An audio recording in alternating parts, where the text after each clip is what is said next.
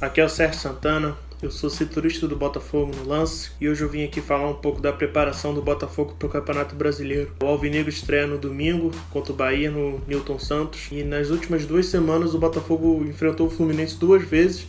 Nos últimos 2 sábados foram 2 amistosos contra o Fluminense, uma derrota por 1-0 e um empate por 1-1. E eu vim aqui analisar um pouco dessa preparação do Botafogo para o Campeonato Brasileiro em cima desses 2 amistosos contra o Tricolor e também baseado nesse período de treinamento. O Botafogo teve um pouco mais de um mês de treinos desde a eliminação do Campeonato Carioca.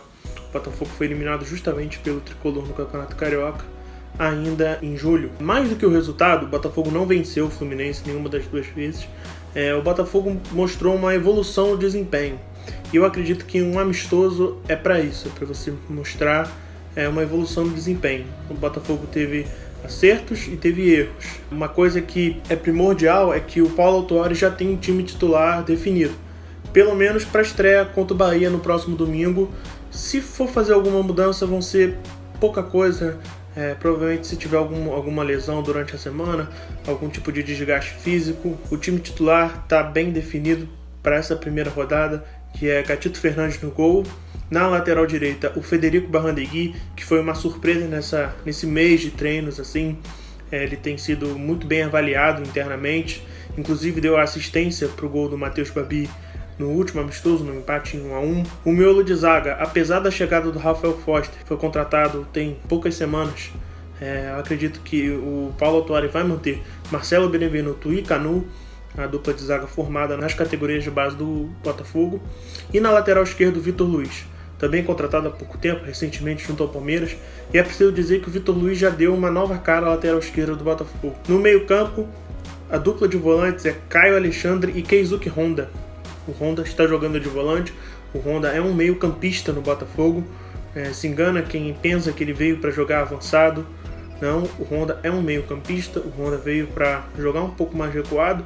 E ele faz uma dupla de meio campo leve com o Caio Alexandre. O Botafogo não tem aquele primeiro volante parrudo, aquele primeiro volante que sai para o desarme, sai para marcar, que é forte. Não, são 2 meio campos leves que se destacam pela distribuição do jogo, pelo passe, porque o Botafogo aos poucos vai criando essa rotina, vamos dizer assim, de construir as jogadas a partir do toque curto, desde o campo de defesa. Contra o Fluminense já deu para ver criação de jogadas a partir disso, a bola rodando desde o lateral direito até o lateral esquerdo, passa para o volante, já vai para a ponta e assim até chegar ao ataque numa trama por meio de passes, que é o que o Paulo Autuori quer. E aí tem um trio um pouco à frente dos dois, que na esquerda é Luiz Henrique, muito forte no mano a mano, principal joia do Botafogo, criado nas categorias de base do Botafogo também, muito rápido, sempre caindo em diagonal, saindo da esquerda para o meio, muito forte nessa movimentação.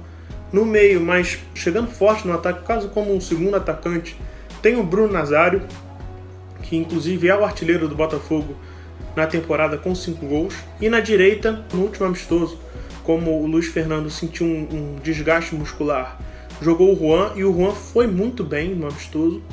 Mas o Paulo Autuori tem essas 2 opções, ou o Luiz Fernando ou o Juan, que fazem esse trabalho da ponta, que também fazem esse trabalho de diagonal.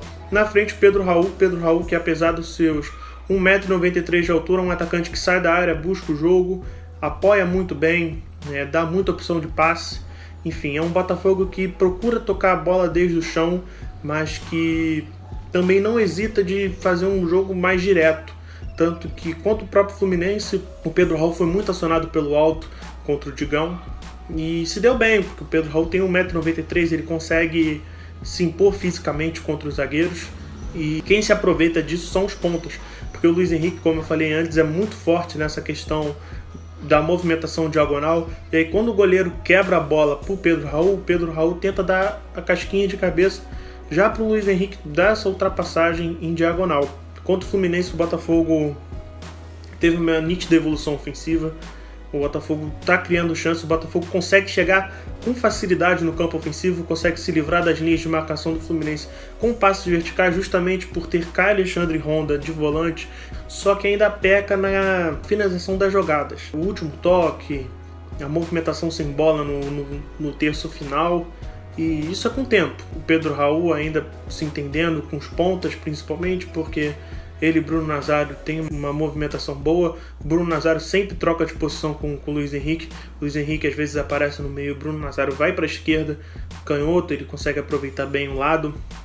O Juan também apareceu bem nessa movimentação diagonal. E o Pedro Raul é muito importante sem bola. O Pedro Raul sai da área e quando ele sai da área, ele traz um zagueiro com ele e ele possibilita ou o avanço do lateral no lado oposto, que o lateral passa livre para tentar um cruzamento, até mesmo chutar pro gol, e também possibilita esse avanço do jogador de lado de campo, do ponta. Então, assim, o Botafogo é muito dinâmico, o Botafogo está desenvolvendo um jogo bastante vertical, não só por meio desse toque de bola no chão, também pelo jogo direto, aproveitando a estatura do Pedro Raul e até do Matheus Babi, que entrou, fez gol, jogou bem, também é um jogador alto, mas tem alguns problemas ainda o Botafogo, principalmente na defesa.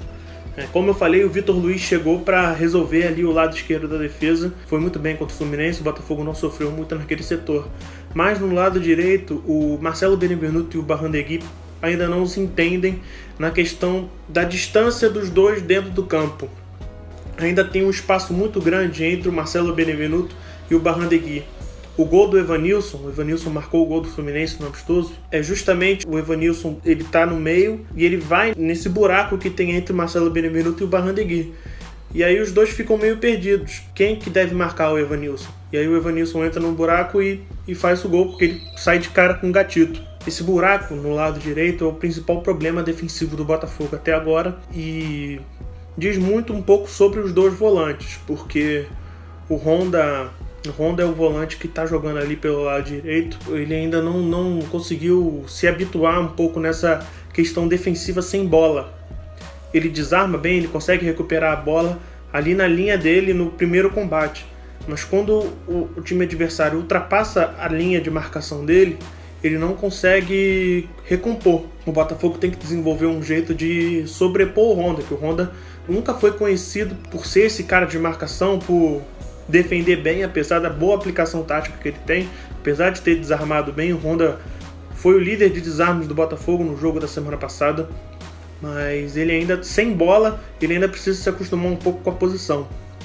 Então, o Botafogo tem que trabalhar um pouco mais com ponta do lado direito, no caso foi o Juan no último jogo, para esse ponta do lado direito sempre voltar para dar um apoio no Barrandegui, para esse espaço entre o Marcelo Benevenuto e o Barrandegui diminuir, e aí o ponta do lado direito meio que funcionar como um lateral no momento defensivo, o Barrandegui fechar como um terceiro zagueiro, porque o espaço entre o Marcelo Benevenuto e o Barrandegui está muito grande. O Marcos Paulo e o Evanilson tiveram chance de criar boas tramas ofensivas e no Brasileirão o Botafogo vai ter que solucionar isso para evitar maiores problemas.